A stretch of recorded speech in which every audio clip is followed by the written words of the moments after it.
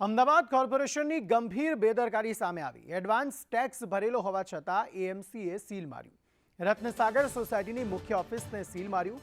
એએમસીની બેદરકારીને લઈને સોસાયટીના લોકો હેરાન પરેશાન છે।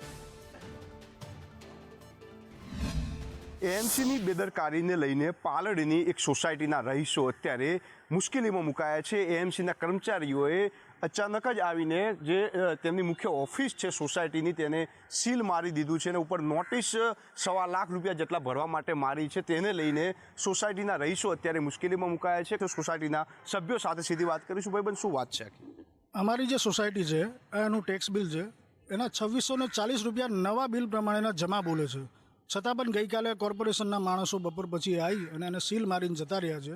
કોઈને જાણ કરેલ નથી, સીધું સીલ મારીને એ લોકો જતા રહ્યા છે। અને અમારો તમામ રેકર્ડ સોસાયટીનો અંદર છે, તો સોસાયટીનો રેકર્ડ અંદર હોવાથી અમને પારાવાર મુશ્કેલી થઈ રહી છે।